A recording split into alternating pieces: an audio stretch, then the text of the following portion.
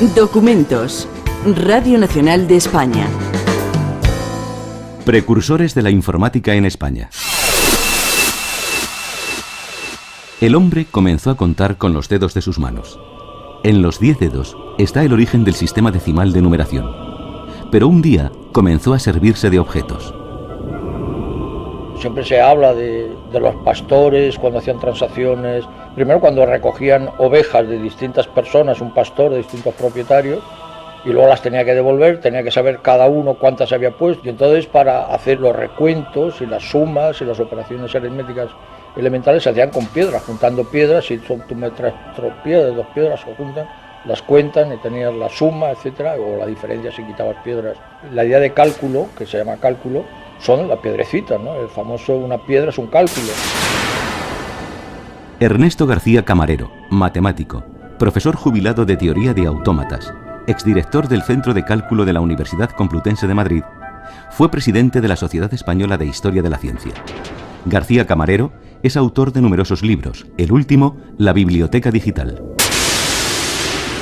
Y el ábaco, en definitiva, son cálculos, pues son como piedrecitas atravesadas por un alambre y se mueven, etcétera, pues para ser más cómodo la utilización, pero en definitiva el principio es el mismo. Y estos principios también veíamos también que en América primitiva pues tenían los quipus, que en lugar de tener piedrecitas daban nudos en algunas fibras o en algunas cuerdas o lo que sea, también para recontar un poco estos procedimientos, digamos, esta necesidad de contar, evidentemente. En cuanto se empieza a cuantificar los objetos se necesita la idea de contar y de sumar y de restar y las primeras operaciones aritméticas, o sea que eso es del origen, diríamos, de la humanidad, ¿no? Eso no es absolutamente nada nuevo.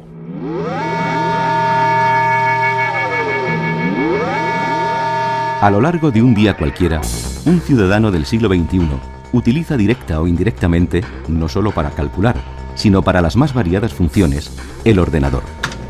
Hasta tal punto forma parte de nuestra cotidianidad, que cuando tecleamos un cajero automático, olvidamos que lo que realmente hacemos es teclear un ordenador.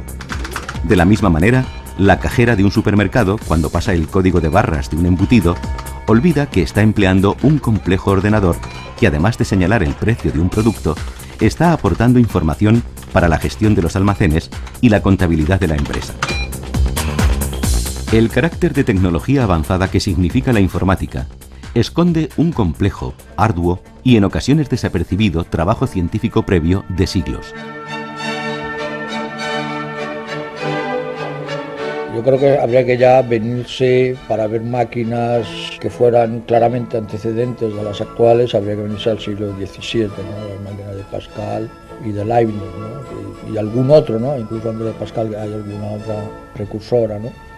Y entonces ahí, en lugar de los ábacos y tal, el descubrimiento fundamental es el engranaje, o sea que hay ruedas, y entonces cada vuelta de una rueda hace avanzar el diente de la siguiente, y cuando esa da la vuelta entera hace avanzar el diente de la siguiente, y mecanismos de este tipo los que al final pues hacen la suma, etcétera. Y eso sería el siglo XVII, ¿no? Pascal, el que siempre se cita como el precursor de estas máquinas, y él construye y vende, y tiene un privilegio real precisamente para la venta de estas máquinas, en exclusiva, o sea que en alguna medida ya tiene un monopolio de venta de máquinas de calcular para que de otros países no le roben la idea y las puedan hacer competencia. Y luego hay un perfeccionamiento de la máquina esta, que es la de Leibniz, que es un poco después, alemán, el famoso creador del cálculo infinitesimal, que es otro de los antecedentes, y Leibniz tiene además el interés de que él buscaba también sistemas de representación numérica más adecuados que el decimal, y es uno de los grandes, no diríamos inventor, porque las cosas no las inventa nadie, siempre son procesos, pero es uno de los grandes estudiosos del sistema binario, el sistema aritmético binario, que es el que ahora se apoya para la construcción de los circuitos de las máquinas, todo el cálculo moderno electrónico, pues se apoya en el sistema binario. Transcurre un siglo y llega un nuevo salto. En el siglo XIX lo que es importante es la figura de Babbage, que es un inglés, es un matemático inglés, que quiere superar las máquinas antiguas de Leibniz o de Pascal, y es el que tiene ya la primera idea de máquina con programa y con almacenamiento de información. pero todo es soporte mecánico. Y él lo intenta construir, pero claro, no es una tecnología adecuada, porque la mecánica tiene muchas inercias, el momento que ya la cosa crece un poco, mover todos los engranajes, hay mucho arrastramiento, etcétera, y no puede construir una máquina como la tiene concebida, pero sí que algunos de los elementos de la máquina se construyeron parcialmente, no es que solamente haya sido una idea que haya tenido, sino que también se construyó parcialmente y esos elementos funcionan y se pueden todavía ver en los museos. Y entonces todavía máquinas mecánicas, en ese momento, en el siglo XIX, pues aparecen máquinas mecánicas de cálculo, de sobremesa, de estas de manubrio que dan vueltecitas, incluso con teclados y algunas incluso con algún aditamento adicional. Aparecen registradoras, aparece la máquina de escribir, que es importante.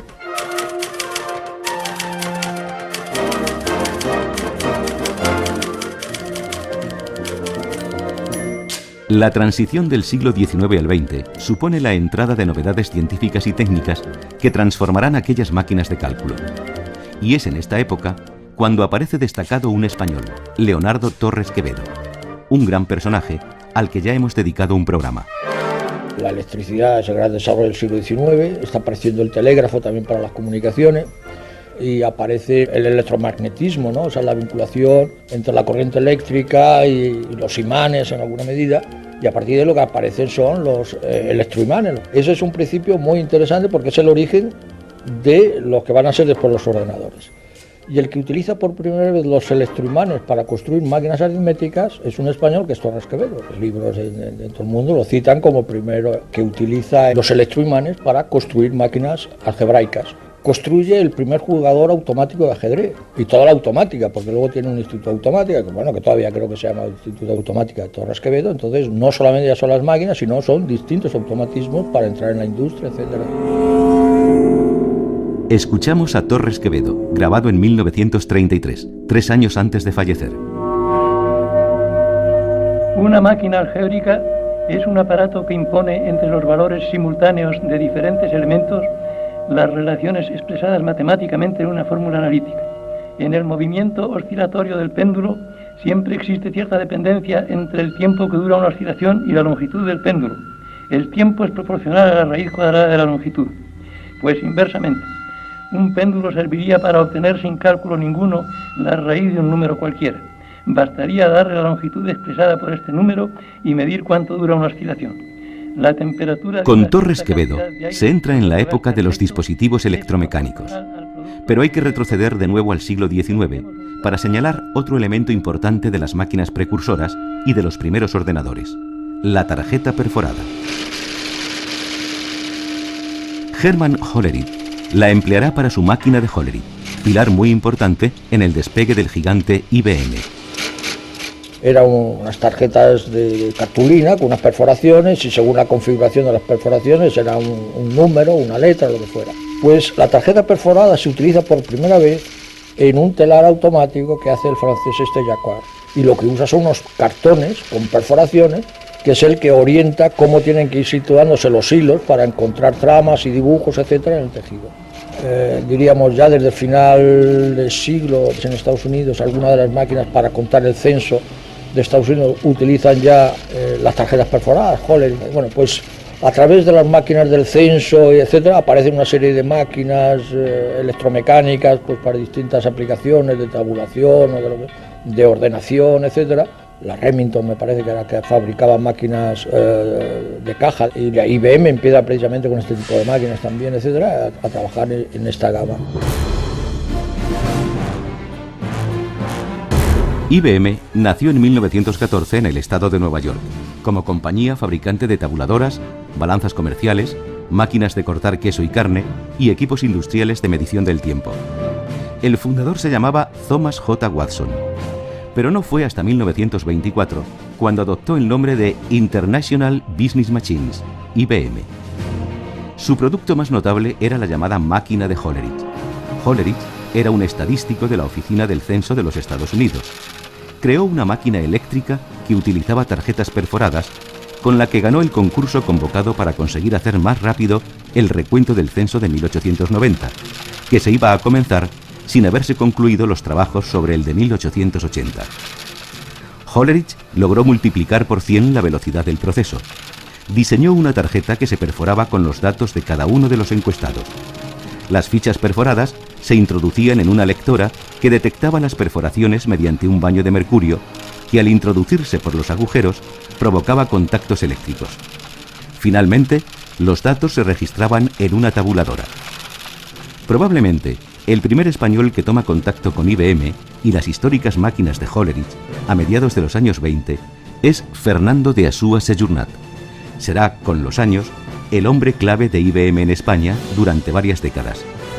Había nacido en 1905, falleció en 1983. Habla de él su hijo, Fernando de Asúa Álvarez, hoy consejero del Banco Santander Central Hispano, que desde 1970 hasta 1991 sucedió a su padre como máximo responsable de IBM España. Mi padre estudió profesor mercantil, que era un poco lo que ahora son ciencias empresariales en aquella época, y empezó a trabajar en los ferrocarriles de Madrid, Zaragoza, Alicante, MZA, como se llamaba en aquella época. Y entonces, en un momento dado, mi abuelo era entonces inspector de Palacio y por tanto tenía un contacto muy grande con Alfonso XIII. Entonces Alfonso XIII le dijo a mi abuelo si su hijo podría ir a París a ver unas máquinas que le habían hablado y que podían ser útiles en el matadero de Mérida, donde según dice la historia el rey invirtió mucho dinero y lo perdió. Entonces efectivamente mi padre hizo ese viaje, le fascinó el tema y creo que lo de matadero de Mérida yo no sé si salió, creo que no, pero lo que sí salió fue una instalación en los ferrocarriles de MZA. Y posteriormente el capitán Ross, que era el que representaba estas máquinas en España, junto con un montón de cosas como el aceite 3 en 1, las máquinas Eversap y diversas cosas, pues le dijo si quería trabajar con él, llevando esa división, por así llamarla, porque era una cosa muy pequeña.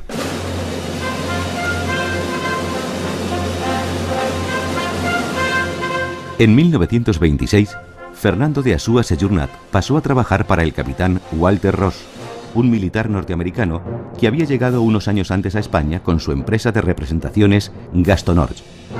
Ross, trabajando con las fuerzas del ejército norteamericano que protegían la construcción del Canal de Panamá, había aprendido algo de español antes de llegar a España como representante de diversos productos, entre ellos algunas máquinas de Watson, como se denominaban en España por entonces los productos IBM.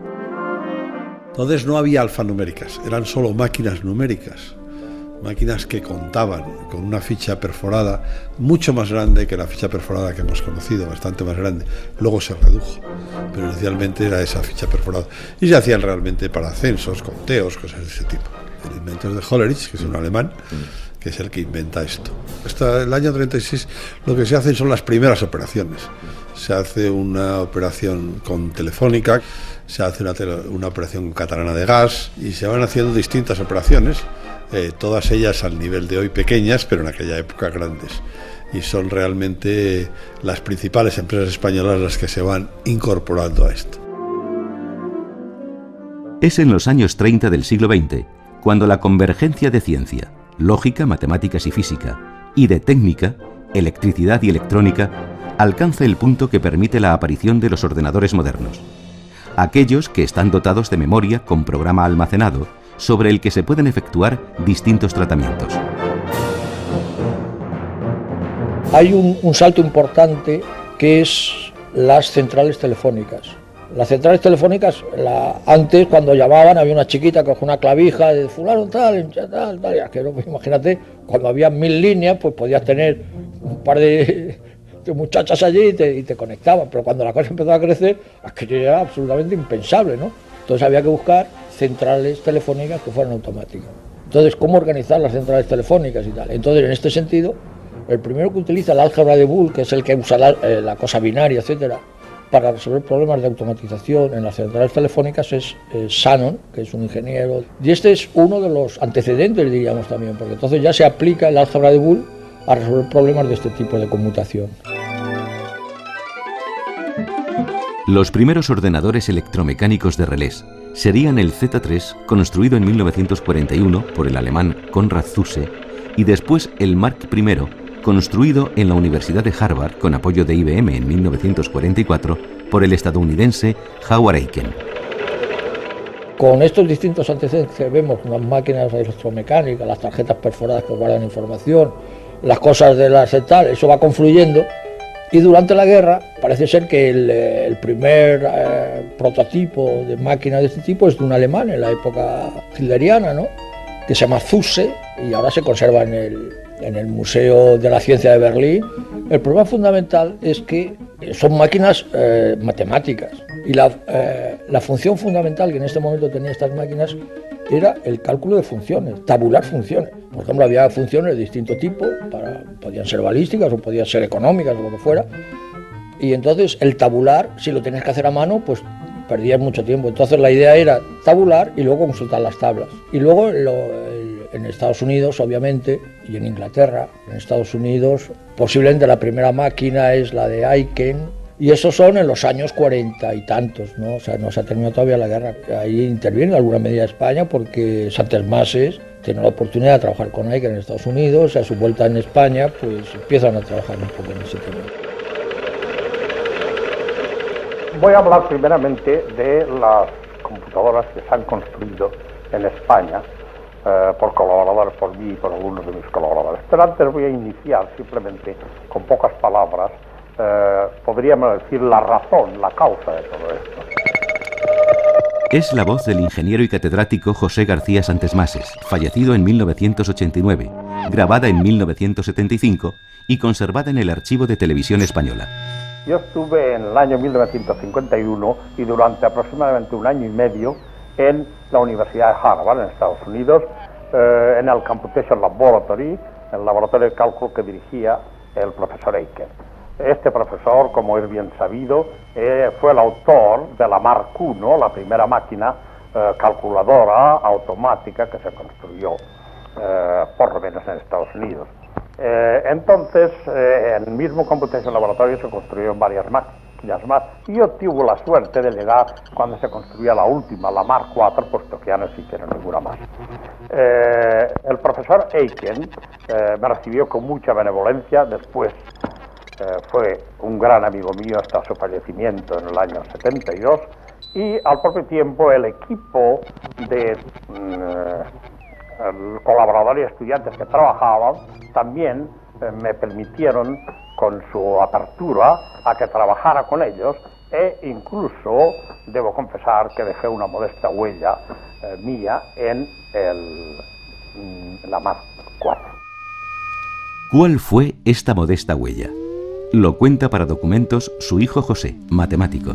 Mi padre hace una aportación que en concreto hace lo que se llaman los circuitos de desplazamiento por válvulas de vacío y rectificadores de selenio y germanio. Es una pequeña contribución a la Mark IV, pero ahí queda.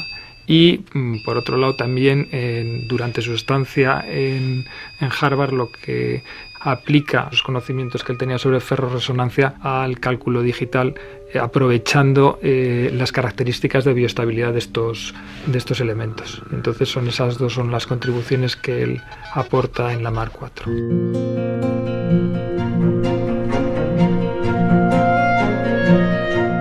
García Santes Mases había nacido en Barcelona en 1907, ingeniero por la Escuela Superior de Electricidad de París en 1930, donde estudió gracias a una beca. Regresó a España comenzando a trabajar en la empresa FEXA y estudiando a la vez la carrera de físicas en Barcelona.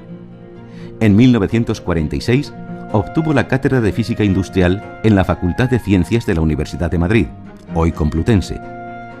La llegada del primer microscopio electrónico a España para el Consejo Superior de Investigaciones Científicas propició un viaje de estudios que cambió su carrera. Lo cuenta su viuda, María Antonia Martín Tesorero, física. El primer microscopio electrónico montado en España lo montó él. Entonces se fue a Londres con la idea de investigar sobre el microscopio electrónico. Pero allí conoció a Wilkes, que había trabajado también con Aiken. Y entonces este señor trabajaba en calculadoras. Y fue cuando dijo, esto es lo mío. En 1950, antes de ir a Estados Unidos, va porque hace un informe sobre calculadoras al Consejo Superior de Investigaciones Científicas, y es el Consejo Superior de Investigaciones Científicas que le beca para ir a Estados Unidos a trabajar en Harvard con el profesor Aiken. Pero todo eso fue fruto de de un informe que él hace al Consejo, mostrando el interés y las posibilidades que podía tener esta nueva rama del saber o de la tecnología. Y es por eso por lo que va. Y durante año y medio está en Estados Unidos con el profesor Aiken y luego vuelve. Y es volviendo ya, yo creo que en el año 52, mismo en el año 53, dicta el primer curso sobre ordenadores digitales en España. Es decir, que ya empieza su labor, que siempre fue constante en toda su vida, la labor investigadora y la labor docente. Volvemos a escuchar al propio García Santesmases, grabado hace más de 25 años. Al volver se proyectó, se diseñó y se fabricó una máquina analógica, un analizador diferencial electrónico que permite resolver ecuaciones diferenciales con coeficientes constantes y con segundo miembro y también con coeficientes variables. Esta máquina se terminó el año 54 y en el año 55 se presentó al primer Congreso Internacional de Cálculo Automático realizado en Bruselas. Debo señalar la importante labor que hicieron en esta máquina mis colaboradores y compañeros, Cibit Breu y González Ibellas. Desgraciadamente este último falleció recientemente, el año 1974. La máquina se presenta en Bruselas en 1955 durante el primer Congreso Internacional de Cálculo Analógico. Él acomete dos líneas de investigación, un ordenador analógico y un ordenador digital. Y ese fue siempre su gran espina, el no haber podido en un momento dado terminar, porque los medios económicos que se necesitaban eran enormes, porque la tecnología exigía ese desembolso, el terminar el ordenador digital que habían comenzado, la computadora digital que habían comenzado, siguiendo, por así decirlo, las ideas de la Mark IV, en la que él contribuyó en Harvard. Es decir, que de hecho no completan una computadora, pero lo que sí consiguen es la unidad aritmética, es decir, que llegan a construir una unidad aritmética o lo que se llama un acumulador electrónico digital.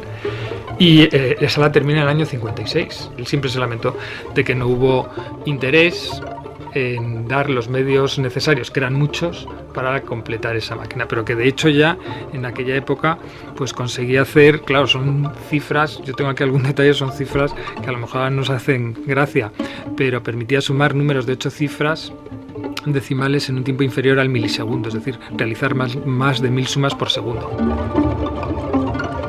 García Santesmases escribió: esta falta de visión hacia estas máquinas, que motivó la falta de interés por el proyecto de los organismos que podían financiarlo, impidió sin duda que el país se pusiera en línea con los demás países europeos en este campo, quedando definitivamente rezagado cuando pudimos ser de los primeros. Bueno, estamos en una España de posguerra, ¿no? Todavía, que había poco dinero, estamos hablando. Entonces, ¿el dinero dónde se iba? Pues se fue a donde pensaron que era más importante. Y el poco dinero que había, que no había mucho, pues se canalizó hacia la energía nuclear. Y el otro lo dejaron con poco dinero. En ese momento lo interesante, que es una lástima, porque uno dice a veces como las oportunidades perdidas. Por un lado estaba Rey Pastor, que conocía las aplicaciones numéricas, que había promovido un centro de cálculo. Por otro lado estaba Santesmases, que traía los conocimientos suficientes como para construir tal. Podíamos haber entrado en la carrera de los ordenadores, pues un momento adecuado, posiblemente, no sé hasta dónde llegarías, pero fue un poco el antecedente. Concluida la Guerra Civil, en plena autarquía, Fernando de Asúa Sejurnat, el hombre de las máquinas Watson, posteriormente IBM, en España, había reemprendido sus actividades. Continúa el relato de su hijo y sucesor en la dirección de IBM España, Fernando de Asúa Álvarez. Al terminar la guerra, nuevamente es otro viaje a París que le llama a Watson, a mi padre, no se conocen. Y entonces llegan al acuerdo de que inicie lo que se llamó entonces Máquinas Comerciales Watson en España. Y se inicia y se prosigue con estas ventas en distintas empresas importantes. Empiezan a aparecer máquinas alfanuméricas, aparece la intercaladora, aparecen más máquinas de más potencia. Y yo creo que mi padre hace algo muy importante para IBM y para España en ese momento. Es que hay unas enormes restricciones de importación, España carece de divisas, y mi padre convence a la compañía de dos cosas. Una, que se olviden de dividendos.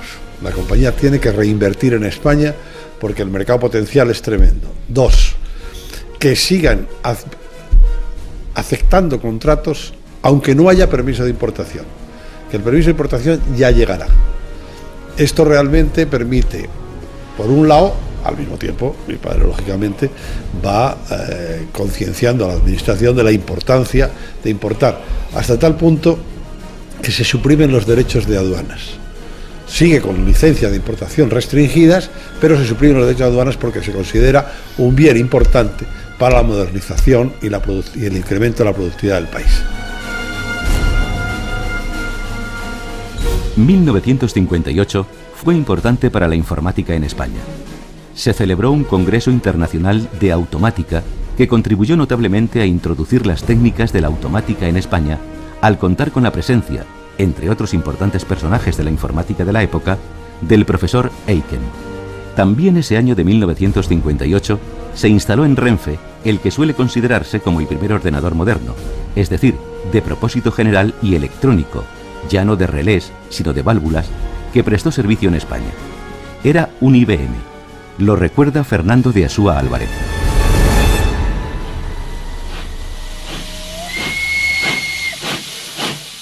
Renfe, desde la tradición de MZA que he hablado antes, tenía una larga tradición de utilizar máquinas, ordenadores de todo tipo. Tenía un enorme problema, que era el problema de control de vagones. Los vagones pues se perdían, sencillamente se perdían. Tenía otra operación muy complicada, que eran las nóminas y primas de maquinistas. El maquinista cobra por distintos conceptos y es muy complicada la nómina en aquellos tiempos. Hoy en día la hace un ordenador personal. Entonces, el Estado americano y el Estado español firman un acuerdo por el cual se concede unas divisas, digamos, contra la instalación de las bases, etcétera, etcétera. Y en ese programa, uno de los elementos que fue más considerado fue todos los temas que incrementasen la productividad. Y bajo ese programa entra el primer ordenador que entra en España, que es el 650, era un ordenador de válvulas y con tambor para la memoria. Es decir, que el encontrar una pieza de memoria había que esperar la vuelta entera del tambor y tener en cuenta los ciclos. Había ficha perforada y podía tener cintas, pero el dinero que a Renfe se le dio no llegaba a las cintas magnéticas, y era exclusivamente fichas. Y eran millones de fichas las que pasaban por allí. Todo era muy complejo. De hecho, la preparación de la instalación fue muy larga. Yo, que empezaba en IBM entonces, estuve, parece que fueron 3 meses en Chicago y luego 6 meses en Bruselas, que ya tenía 3 instalados. Los belgas habían instalado ya 3, uno de ellos los ferrocarriles belgas. Y luego hicimos la instalación en España. En aquellos tiempos, muy pocas empresas podían adquirir un ordenador por su precio. 30, 40 millones de pesetas de entonces. Entonces estamos hablando de unas cifras absolutamente tremendas. Claro, la bajada de precios más el hecho de que cualquiera puede usarlo ha dado una expansión extraordinaria.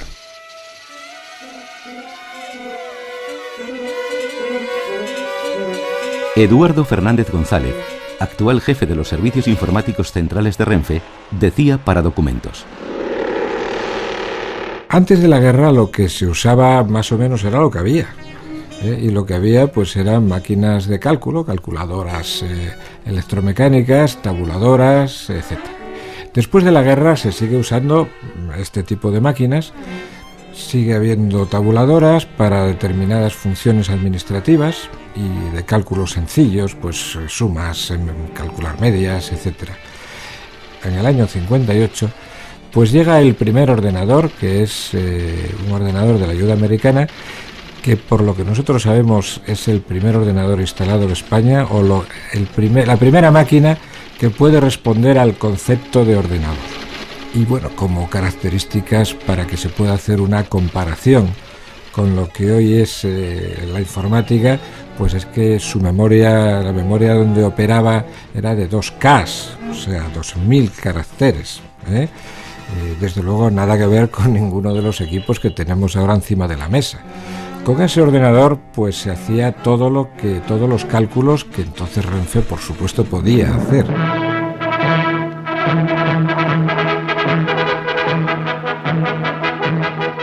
En 1959, un año después de instalarse este ordenador de Renfe, se instaló en la Junta de Energía Nuclear un Univac UTC, fabricado por Sperry Rand Corporation, que sería el primer ordenador de segunda generación, ya no de válvulas, sino de transistores, instalado en España.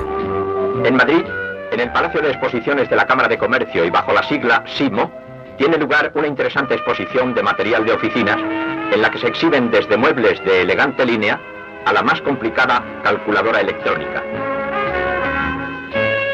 Se exponen también en la SIMO modernísimos teleimpresores que traducen automáticamente las cintas perforadas de los teletipos e igualmente los últimos modelos en máquinas de escribir.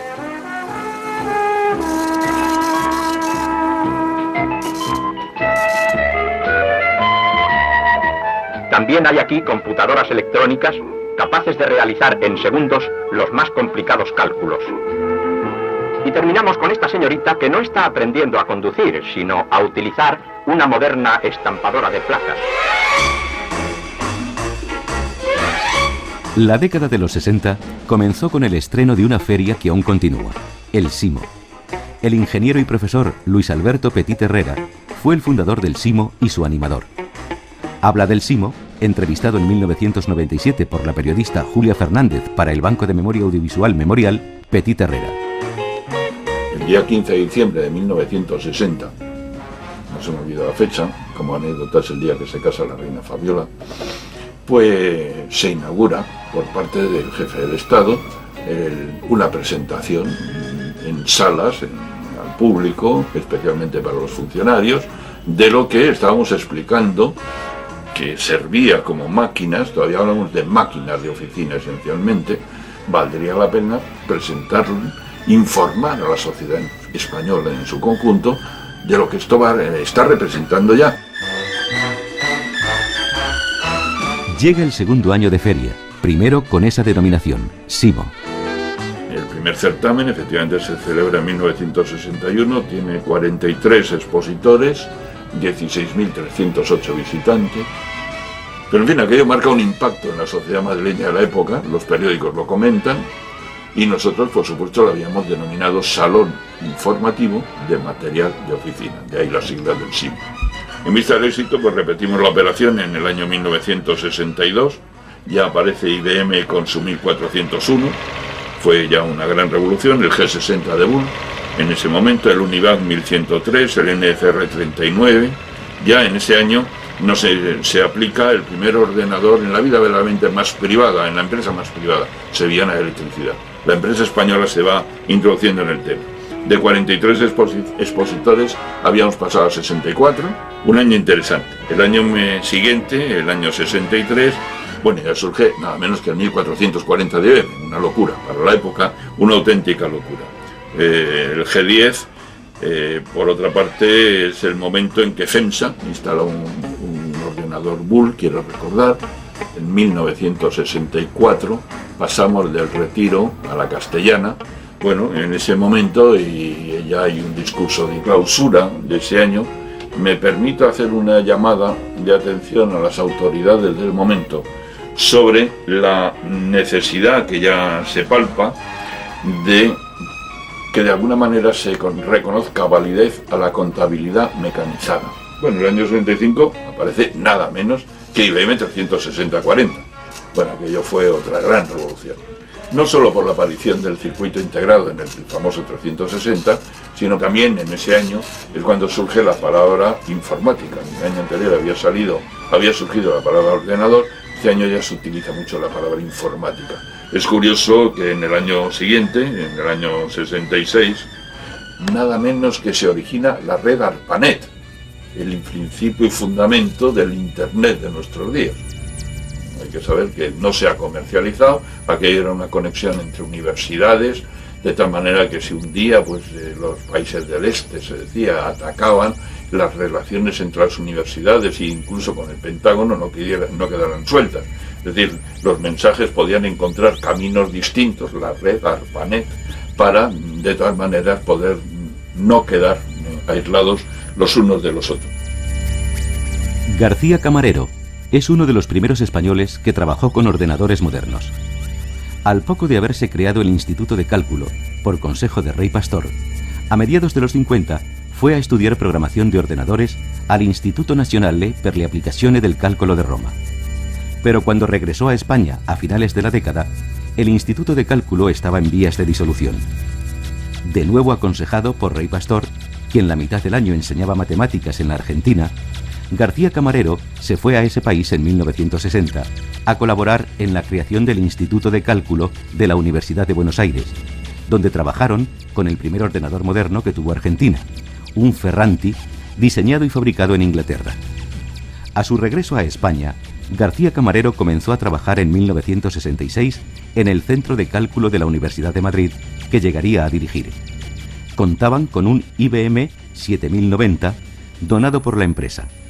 Los planteamientos del trabajo en ese centro, hace más de 30 años, eran más avanzados que los vigentes en la España de hoy. En una universidad lo que me parecía que era fundamental era insistir en los aspectos creativos, culturales, etcétera, que puede tener la informática, sobre todo mirándolos hacia la libertad y hacia la creatividad, básicamente. Entonces, desde que entré, ya propuse un plan de organizar una serie de seminarios, incluso la misma forma de organización del seminario, seminarios abiertos que participan tanto catedráticos como estudiantes, en mesa redonda, precisamente para que fluyeran las ideas, no una forma jerárquica y qué tal, sino el que tenga ideas que las aporte y el que eso ya está aquí. Y se crearon varios seminarios de aquel tipo, ¿no? Y algunos muy, muy importantes. Uno que resonó mucho, además era más vistoso y tal, que era el de generación automática de formas plásticas, que era con pintores, había un equipo de pintores muy importante, Sempere, Iturralde, y además hacíamos todos los años una exposición con las obras de allí. Y entonces el Grupo de Madrid es uno de los grupos conocidos como, diríamos, de los que fomentaron la creación de la plástica a través del ordenador en el mundo. Había otro grupo muy interesante que era de lingüística computacional, que todo lo que interesaba es ver cómo el ordenador puede ayudar para el estudio de los lenguajes. Introdujimos, yo creo, por primera vez los estudios de las gramáticas generativas y transformacionales de Chomsky y de otros autores del momento, pues estuvieron allí, y ahí hicimos también varias reuniones internacionales donde habían personajes de todo el mundo a esta reunión, que ahí es Sánchez Zavala, es un poco el que era promotor de este grupo, ¿no? Había otro que era generación automática de espacios arquitectónicos, que no era tanto hacer los cálculos de estructuras y tal, sino el propio diseño, la concepción, cómo puede influir, y tuvimos conferencias para presentar los resultados en París, en Londres, etcétera, del tema este, ¿no? El SIMO seguía con su cita anual. 1970, discurso de inauguración por mi parte, donde yo le planteo al gobierno que como esto tiene influencia en el derecho, tiene influencia en la enseñanza, tiene influencia en la medicina, tiene influencia en la agricultura, tiene influencia en la universidad, tiene influencia en los negocios de las empresas, tiene importancia para la policía, tiene importancia en cualquier sitio que se toque, es menester articular un plan nacional de informática.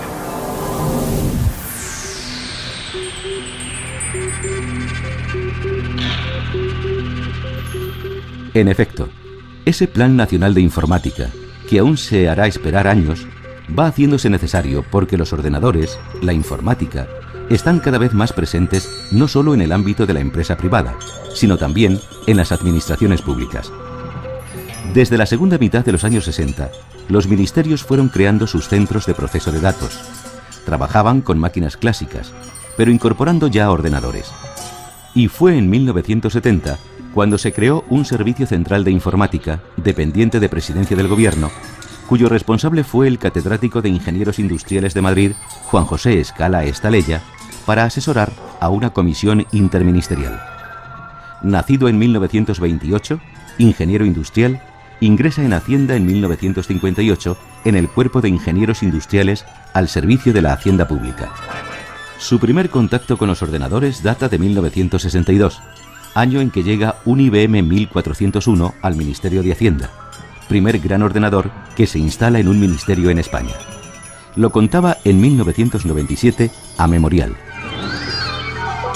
En aquel momento IBM tenía dos máquinas típicas, una más bien orientada a trabajo científico, que era el 1620, y luego el IBM 1401 más bien orientada a trabajo administrativo. Esta máquina tenía la máxima configuración posible, en aquel momento tenía 16K, tenía impresora, tenía perforador y lectora de tarjetas y la unidad central. No tenía ni siquiera cintas en aquel momento. Posteriormente llegaron las cintas y los discos. Pero en aquel momento no tenía más que esta configuración, que eran 16K. Y con esto se hacía todo. Y se ocupaba una habitación bastante grande, y una habitación que hubo que refrigerar, hubo que poner aire acondicionado, porque aunque al principio se creía que las máquinas no tendrían desprendimiento de calor que justificara el aire acondicionado, hubo que acondicionar el aire. Y mi memoria no me falla, fueron 16 millones de pesetas. 16 millones de pesetas de la época. Comparando, por dar un parámetro, ¿verdad? Porque había otros parámetros que tomar, pero comparando la capacidad de memoria, tendríamos 1 millón de pesetas por un K.